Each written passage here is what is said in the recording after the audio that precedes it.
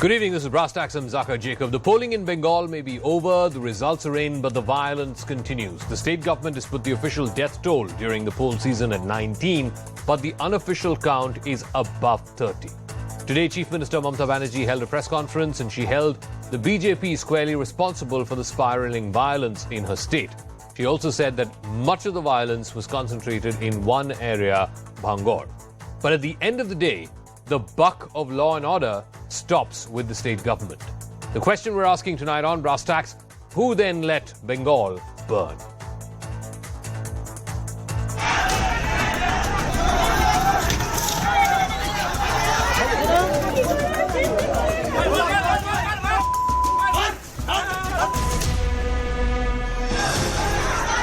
It seems to be the same story in the state of West Bengal.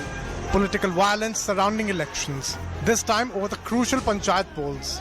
Even though the TMC swept the elections, the BJP claims democracy has been murdered in Bengal again. मुझे बताया गया कल counting में भी हत्या हुई है, counting में भी पीटा गया है. ममता जी, you have shamed the democracy in Bengal. ममता जी, आपने लोकतंत्र को शर्मसार किया है बंगाल में. While it tries to make a deal with the TMC for a united front against the BJP, the Congress has trained its guns at Mita Banerjee, calling the entire election process a farce. It is nothing but a state, West Bengal state government sponsored violence. Despite multiple court interventions and deployment of the central forces, chaos consumed the Panchayat elections. The governor and the state opposition rained fire on the state election commissioner Rajiv Sinha, accusing him of mismanaging central deployment, ignoring political violence and working as an agent of the TMC government. Chief Minister Mita Banerjee hit back, accusing the opposition of engineering the violence. She cited the election results, saying if she has done something wrong, the voters will punish her. অনেক agency একটা জিনিস আপনারা লক্ষ্য করুন, আমরা কি অপরাধ করেছি? আমি অপরাধ করলে আমায় শাস্তি দিন, আমার কোনো যায় আসে না, আমি মামাটি মানুষের শাস্তি মেনে নিতে রাজি আছি. আমার যদি সত্যিই কোনো অপরাধ থাকে, যে অপরাধ মানুষ আমাকে দেবে আমি মাথা পেতে নেব. The BJP meanwhile has dispatched a fact-finding team to assess the situation in the violence-hit areas as tensions persist. क्या हो रहा है ममता जी? ये क्या हो रहा है? एक गरीब की झोपड़ी में आपके लोग आकर के उठापटक करते हैं, तोड़ देते हैं, सामान फेंक देते हैं, इसके बेटे को कटारी से मारते हैं और उसकी सुरक्षा के लिए पार्टी को उसके लिए बाहर व्यवस्था करनी पड़ती है और बात करती है लोकतंत्र की. शर्म आनी चाहिए ममता जी आपको. The TMC has claimed the mandate of the Panchayat polls as the biggest counter to the opposition. But no one can deny the chaos that has marred the election process again. Now that the elections are over, will the TMC government crack down on the anti-social elements behind the violence? Or was there a conspiracy behind the chaos? Bureau Report, CNN News 18. All right, before we go across to our panelists, I want to go across to my colleague Kamalika Sengupta, who was there on ground covering the poll season right from the start. Kamalika, we've seen violence, and violence is not new to Bengal during election season. We've seen this in previous Panchayat elections as well. But the fact that an unofficial count puts the number of people who've died in this poll season at above 30, the Chief Minister says 19 people are officially dead. Doesn't that question arise as to why the situation was allowed to spiral so badly out of control that so many people had to lose their lives? Absolutely. That's the biggest question of the day. When on the last day of nomination, Zaka, in the same Bhangar, 3 people died. And on the last day of counting, officially the election process will go end. The entire night, the bombing and the type of firing which took place yesterday night also took 3 lives. So 6 lives within 1 month. Only in Bhangar, just for Panchayat polls. And this was not, since it's always there. Panchayat polls means a very micro-level local self-government election where each individual village pradhan becomes very powerful because all the projects and all the money comes to him. Now, the fight was so much, that's always there. But this time, with so much of, even yesterday, the state force was there, the central force was there, this Bhangot is only 40 minutes away from Calcutta. Then also, this type of death could not be averted because there was no political will on the ground. All right. That's the biggest question, and definitely this is really going to go to the court, and some more trouble is definitely going to come for the ruling party. Okay, Kamalika Sengupta, we'll leave it at that. We'll see how the story plays out. Because like I've been saying, as far as the buck is concerned, it stops with the state government. Law and order is a state subject. And even during poll season, as is the case. So let me now go across to our guests who are joining us. Sanju Verma is national spokesperson of the BJP. Mita Chakraborti, spokesperson of the Congress, is joining us. We also have Tauseef Rahman of the TMC who will be joining us, and Rajat Sethi, a political analyst, also will be joining us. Sanju Verma, I don't know if you heard what Mamata Banerjee said today. The Chief Minister, she had a press conference, and she basically said two things. That the BJP is responsible for all the violence that has happened in her state. And B, she also said that the entire cycle of violence was based in one locality, was restricted to one locality called Bhangot. And she says that that was at the behest of the BJP. How do you respond? You know, Zaka, you've raised a pertinent question. And before I come straight to the point, I would just like, for the benefit of your viewers, read out what the Kolkata High Court said today. This is what it said. The responsibility to ensure that there is no breach of peace lies with the state government.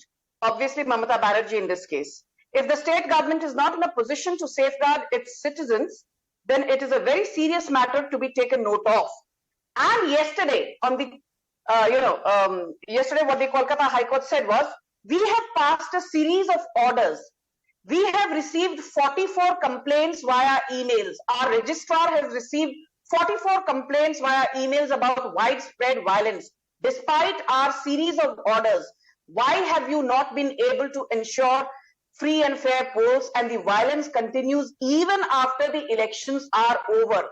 I think there could not have been a more stinging condemnation, a more stinging castigation of the fact that law and order has not only collapsed in West Bengal, it has taken a flying leap out of the window.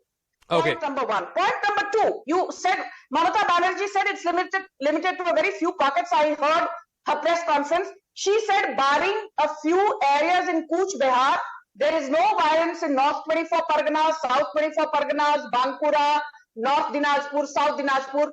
And I tell her that she is either blind or pretending to be so, because the violence has been widespread. And today's Kolkata High Court judgment says that there are petitions which have requested for repolling in as many as 50,000 booths. 50,000 out of the 62,366 booths that actually went into polling. 50,000 is not a small number by any stretch of imagination. So anyway, the repolling was done for 600 plus booths. Let me ask Mohammad Tauseef Rahman. The point is, Mohammad, in the run-up to the polls, there was violence. On the last day of filing of nominations, there was violence. On polling day, there was violence. On counting day, there was violence. And even as we speak, it's continuing. And yet, you know, the state government is not owning up its responsibility. No one is saying that all the violence was instigated by the state or by state actors. But at the end of the day, the buck stops with you, the state government. No, absolutely, absolutely. I mean, it's very heart-wrenching to see what Bengal has faced, and this brutal conspiracy against the people of Bengal. The CM has announced a strict action against all those people who have been involved to do any kind of nuisance, whether they belong from TFC, BJP, CPM, ISF, whatsoever. But, you know, I would like to tell you, because TMC is such a party who is not so much proactive with dealing with rights and working with those people who have dealt with rights and who create rights, like Bharatiya Janata Dal Party. You know, because we were not prepared that in Panchayat elections, some nuisance will come from somewhere and Suvendu Adhikari will support them, and people like Dilip Ghosh. I will tell you, you know, you need to see those videos. I mean, Dilip Ghosh in his statement with very confirmed, and he was like strict what he was going to say, that people coming from Bangladesh carrying AK-47 bombs and such arms and ammunition. My question is, like, if Dilip Ghosh, being an opposition leader, knows these things are coming from Bangladesh, so the BSF is under whom? The state government or the central government? No, but once again, Mr. Rahman, you know, the bulk of the violence happened in Bhangot. right? And in Bangor, Yes, of it was course. not BJP versus TMC. In Bangor, it was ISF versus TMC. It was independent Muslim candidates who had a problem with TMC and its official I would candidates like to. who had a problem. So as much as you blame the BJP, and like I said, you're free to blame the BSF, free to blame No, I the would BJP. like to clear the thought But the process. epicenter of the violence was in Bangor, where the BJP's role was limited. The violence was largely between ISF and TMC, or independent candidates and TMC. I would love to clear the thought process, sir, not just to you, but to the viewers and whole India and the people of Bengal. You know what happened in Bangor? The TMC worker was coming from his work late night, just before the nomination itself.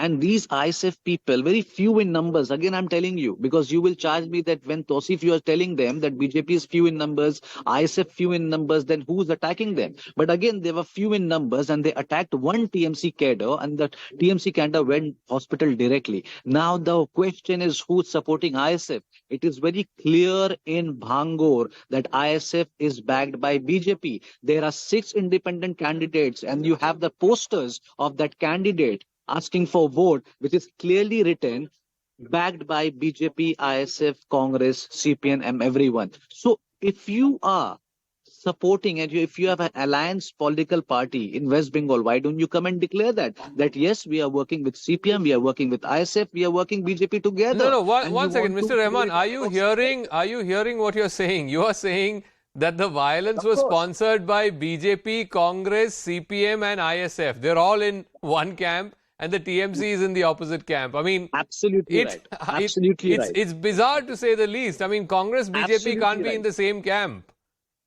Absolutely Anyway, right. let me ask Mita Chakraborti this. One. One second. Let me ask Mita Chakraborti this. Mita Chakraborti, I think one thing is very, very clear. Yes, the responsibility for the violence needs to be fixed. And the responsibility for the violence does stop with the state government. There's absolutely no two ways about it. But purely on the question of electoral relevance, electoral success, I think it's very clear now Bengal is becoming a two-horse race between the TMC and the BJP. The BJP may be in a distant second position, but it's a two-horse race. The Congress is nowhere in the picture, the CPM is nowhere in the picture, and neither is the ISF. You guys have been completely edged out of this contest. I think on the contrary, first of all, good evening to all the fellow panelists and good evening to your viewers. On the contrary, the vote share difference between the BJP and the left and the Congress combined together, it has actually narrowed down as compared to what we saw in the last assembly election and the Lok Sabha election. But however, I don't think this was an election at all. So to take these results and to do any political analysis will obviously be very, very misleading. I want to make a larger point. We have a lot of political organizations, the state government, the state election commission, everyone coming and claiming that no one is responsible for violence. But fact of the matter is that 47 people have died in the state of West Bengal just for an election to take place. It reminds me of that movie, No One Killed Jessica. No one is responsible for violence and yet people are dying. It's very, very unfortunate. I think the first thing that needs to happen is we have to stop normalizing violence. We have to stop quoting figures from the past. If we at all want to change this atmosphere of fear and intimidation in the state of West Bengal, then and when we say we, political representatives from all political organizations need to get together. There has to be a political will, and we have to say that but no, we are not Bengal is no stranger to political violence. Bengal has seen political violence right from the 60s when the Congress was in power, and through the 70s, 80s, and 90s when the CPM was in power, and now in the 2000s when the TMC is in power. So by doing that, by constantly quoting figures from the past, we are in a way justifying violence. And my request to all people, to all media personalities, all politicians is let us stop this. Okay. In today's time and age, with such internet penetration, with such presence of media, digital media, social media, Not even a single person should lose life just because an election has to take place Ma'am, in this a sounds state. great. That's ridiculous. This sounds great from, a pedestal, from a speaking Saka, position. I'll explain you something. No, one second. On national television, on reality, in reality, on ground, work has to be done. Law and order has to be instilled, and the police and the law and order machinery has to work on the ground. Not in a television debate with words and statements. And for that, accountability is very clear. The accountability stays with the state government. Let me get Professor Gargi Nandi Roy. No, one second. I have a larger question to ask. There used to be a time when we talked about political violence. It was almost always in UP and Bihar and so on. But in Bengal, for the last 30, 40 years, things have only been getting worse. It's not like it's getting any better. 2018 also local body elections, there was rampant violence. In this 2023 elections also, there is rampant violence. At the end of the day, somebody needs to be held to account for it. Right, Zaka, you're very right. Violence has become synonymous with elections in West Bengal. I mean, there's still the ghost of the 2021 post-poll violence still haunting the people of Bengal. If you remember, when Khala Hobe was the slogan, which became synonymous with murder and rape. Told to a man means murder and told to a woman means rape. Why has this happened, Zaka? Because the main reason, because they want to loot. They want to loot the money of the Panchayat. If you remember Amphan, what happened during Amphan? The tents, the ration, all the relief materials were looted by the Panchayat members. So this is a loot. Panchayat is the source of money, and that's why, because there is abject poverty. And then also, that is also because of the successive governments. The left talked about anti-capitalist, so they had driven away all the industries. Even Didi has driven away all industries. So what will happen? What will the party people do? What will the villagers do? So these are little things they are fighting with each other. Which era is West Bengal still in? Is it in an advanced civilized state? Is this a civilized state where 49 people till date has died before and they looted in 3 stages? They first stopped people from nomination, filing their nomination. Secondly, you know how people were stopped? I know, my auntie stays there. People did not go out to vote, Zaka, because of the roadside TMC goons are there. They are not allowing. People did not go to vote. And then car and Jeep TMC goons came and they did entire rigging. It is called scientific rigging. So let me ask Sanju Verma this. Leave aside the question of sir, ma'am, once again I'll come back to you. Sanju Verma, let's leave aside the question of violence. That will go on. I guess the Calcutta High Court will have to take cognizance of this matter. But on the question of who won this round of elections, I think it's very clear that the TMC has won this handsomely. In fact, last I checked before coming into the studio, more than 60,000 seats across various Zilla Parishads and Panchayats and so on. More than 40,000 have been won by the TMC. The BJP's figure was under 10,000 last I checked. Zaka, first and foremost, I just have this to say, that BJP has emerged as the single largest, force after the TMC. If you look at the last assembly elections in 2021, we raised our tally from 3 seats to 77 seats, which is a 2,466% jump. We got a 38% vote share. Don't forget Lok Sabha 2019 when we had a 41% vote share with 18 Lok Sabha seats from West Bengal when people had completely written us off. So I think for the BJP, from a 1.1% vote share in 2016 to a 38% vote share in 2021 assembly elections is a journey which talks about the grit, the determination, the sacrifices by the BJP Karyakartas on ground in West Bengal, not to mention, of course, the top leadership which has been hand-holding them. But I want to just say this to you. I do not, never on any debate, when the BJP lost Himachal Pradesh, we are a party which is very gracious in defeat. We said we will introspect. We lost Karnataka, we accepted it with humility and we said we will introspect because there may have been things which we got it wrong and the electorate has spoken. But when it comes to the Panchayat poll results in West Bengal, I take them not with a pinch of salt, but with bucketfuls of salt because we've not heard the last word on this. And I want this to be known to your audience. Mamata Banerjee should know that under the 7th schedule of the Constitution, Law and order is a state subject, and Zaka, tell me, had it been Uttar Pradesh, people would have been baying for Yogi Adityanath's blood. Had it been Haryana, people would have been baying for NL Khattar's blood.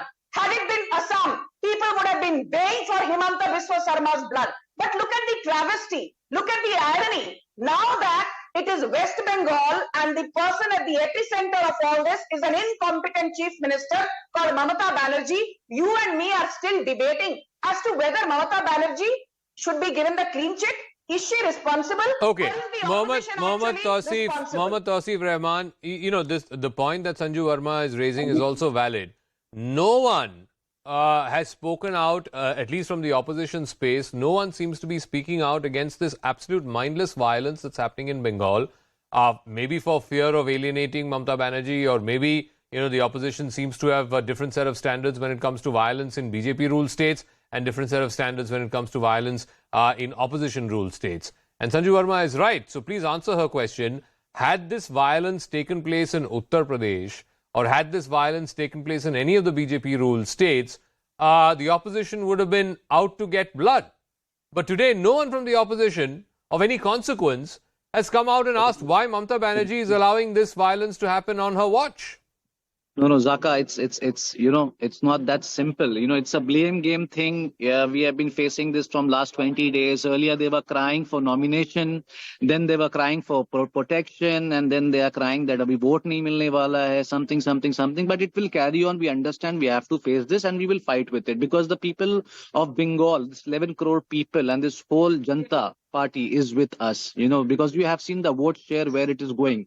As you heard the Honorable Chief Minister of Bengal, as she cleared everything to the people of Bengal, and top of that, what media has done and what media has shown, whether it's not about your channel or whatever, what's the media, what they have shown, people are in a kind of distress situation. They are not liking it. Because as Gargi Roy said, her auntie went to vote and she was not being able to vote. I mean, that's her statement. If I say that my uncle went to vote and he was very happy to see a silent situation, a peaceful and calm election, who's going to believe that? No, but are you suggesting, sir, that the election atmosphere, once again, the election atmosphere in Bengal, what we've seen over the last 15-20 days, was peaceful? Is that your contention? Absolutely. It was peaceful. Out of 63,000 votes, only 60 votes was taken. We are not denying that. Gargi ji, we are not denying that death. So then how is it peaceful, sir? Sir, one second. So, one second. Tauseef. I'll come to you. How, if 40 plus people have died in this day and age, in the 21st century for a local body election, then how is that peaceful? Zaka, let me just tell me something. You are such an experienced journalist. If you have already planned a situation, a kind of right situation to procure in West Bengal, who's going to stop that? No one can stop that. Even Rajiv Gandhi and Sonia and Indira Gandhi was assassinated. Who stopped that? No one could have stopped that. Because you already planned what you are going to do in Bengal. Suvendu Adhikari planned everything. Dilip Ghosh planned everything. Loket Chatterjee planned everything. Okay, you need to go on the look. ground Like I said, you are an opposition party. Nationally speaking, you are well within a right to fling mud on your political opponents. But yes, the responsibility for law and order squarely and solely rests with the state government, and Exactly. it has been found wanting. It has been found Mamata wanting. Banerjee should resign. If 40 people have died, and that's the unofficial estimates, then clearly the state government should have done a better job of protecting those lives. I remember 2002 Gujarat, but let me ask Mita Chakraborti. One second. Let me ask Mita Chakraborti. The fact remains that any veneer that you had of opposition unity, especially after the Patna meeting last month, is now blown to smithereens, because the TMC has won out and right. The CPM Congress alliance has never really taken off. And in those minority-dominated districts or seats, it seems like the ISF is the one that's challenging the TMC and not either Congress or left. No, I think the ISF tally is much lower than the left and the Congress's tally, number one. And number two, I think you just said that nobody of consequence had actually opposed this violence or condemned this violence. AICC President, Mr. Kharge, I think he's a person whose words should be taken seriously. And he had gone on record and condemned this violence and had also said that if we do not have free and fair polls, then that is the end, that is the death of democracy. He had given a statement in media. So this violence has been condemned by none other than by the national president of Indian National Congress Party. And even when we talk about opposition unity, we cannot stand and tolerate violence. There should be zero tolerance for violence, and we stand by that particular principle and that particular policy. Gargi Nandi Roy, I'll give you the final word. Yes. Like I said, every time you quote history, it almost seems like it's a justification for what's going on. But then, like I said, political violence in Bengal is not just a TMC problem. It predates the TMC. It predates from before when Mamata Banerjee came onto the political scene. When the left was there was far more political violence for 30 years. Right. I'm not saying one justifies the other, but maybe this is a seeped-in culture issue, the political culture of the state. Yes. Zaka, I want to give two rebuttals to both of them. First to Mita, she said Kharge has condemned. The entire killing started with Congress candidate Fulchand Sheikh's killing when he had filed a nomination, and so many Congress, CPM, BJP, ISF, everybody has died. What is Hesbuch saying? That BJP is doing it. Yesterday, even after the results are declared, they have killed people firing. You know the kin of the deceased of Rezaul Ghazi of ISF, a young boy. They are saying that Arabul and Shaukat Molla's men in police uniform were firing. What are you talking? Only BJP men have died. And Mita ji, if your people have died in the state of West Bengal, will Congress still hold the hand of TMC in the center just to oppose Modi ji? Please say honestly, how can your people are dying in West Bengal? They have been killed by TMC. Will you join them at the center? Isn't that hypocrisy? And as a Bengal, can I answer that? Yeah, okay. Professor Gargi, let you ask Mita Chakraborti a question. Let her answer that. Yes, Mita Chakraborti. I mean, Congress folks have also been killed in this violence. Absolutely, and the list is very long. On the very first day of nomination filing, we had Fulchand Sheikh, who was brutally murdered in the district of Murshidabad. Then Alfazuddin, Aurobindo Mondal, the list goes, it's a very long list. And I have gone and met some of these families. Okay. So yes, we absolutely condemn this violence. These are our colleagues, these are our party workers. And I keep on repeating that in any civilized nation, there cannot be any place for political violence. Okay, I'll give Sanju Verma the final word. No, Sanju Verma, you said, one second. I have a specific question to you. You said in your earlier answer, you went from 3 seats to 77 seats in the assembly. You won 18 Lok Sabha in 2019. But the prevailing view in Bengal, the political situation in Bengal, and more so after these Panchayat election results, 40,000 plus wards and seats to the TMC, around 10,000 or so, little less than 10,000 to the BJP. The prevailing political situation seems to be that if elections are held today, Lok Sabha or Assembly, then the BJP will not get what it got in 2019 or what it got in 2021.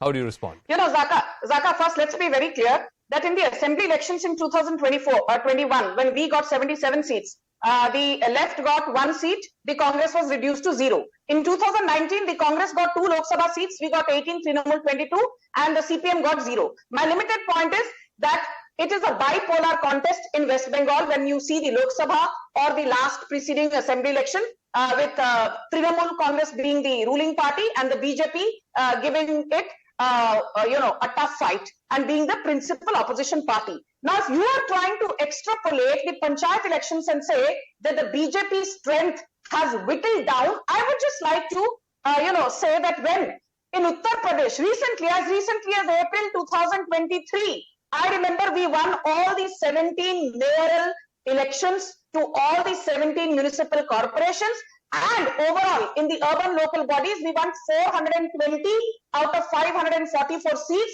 which is a strike rate of 77%. And do you know, I'm not talking about you, I was in a zillion debates and people said, "Arey bhai sahab, arey behan ji, aap urban local body polls to jeet gayi ho, but you will not win Uttar Pradesh 2024. You will not replicate your tally of 62 seats. We got 775 out of 980 seats in the Gujarat civic body polls 2 years back, and people said, no, you can't extrapolate Gujarat civic body to what you will do in 2024. So my limited point is, if Uttar Pradesh cannot be a mirror or a precursor of things to come, West Bengal certainly cannot be a precursor of things to come. TMC will be uprooted. We'll see how that plays out in 2024. In the meanwhile, thank you very much to Sanju Verma, Mita Chakraborti, Professor Gargi, and of course Tauseef Rahman for joining us.